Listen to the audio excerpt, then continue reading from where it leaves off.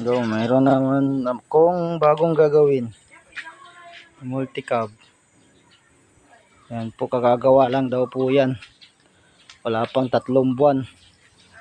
Yan. Hindi na, sabi nila binaba at in-overhaul.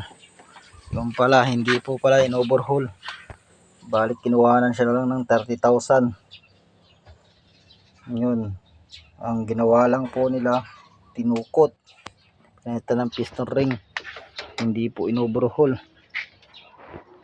Yan po. Ito po ngayon, binaba ko. Kaya sa mga magpapagawa, mag-ingat po tayo sa mga gumagawa na kailangan sure kayo sa pagpapagawa nyo po. Ito, kinalas ko na po yung makina. Yan po. Yan. Bali, ang naging problema po nito, in-overhaul po nila. Sabi, hindi naman po. Kasi, itong piston, wala pang 3 buwan, ganito po na agad yung nangyari. Ang itim. Saka may alog doon sa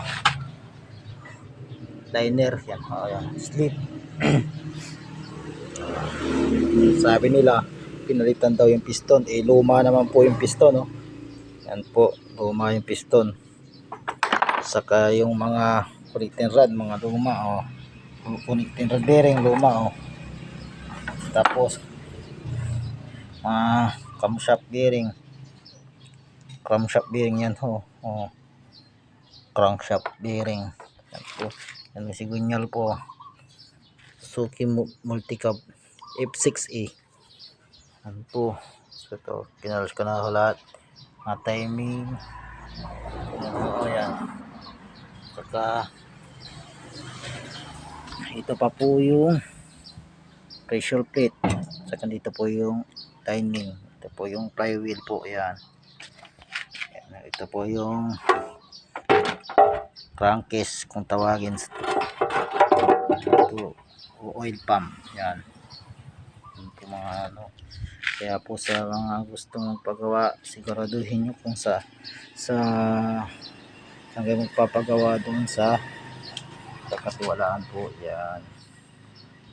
Yan, naging doble na po yung ano niya po tuloy, yung magiging gastos po niya. Yan.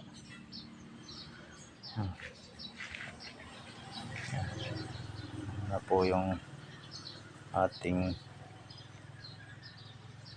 multi-cab. Yan po. Yan. Bali, gagawin ko na lahat to. Yung overhaul ko po. Yan. Yan po. Sige po, sa gusto magpagawa, comment lang po at mag-message po sa akin. Salamat po.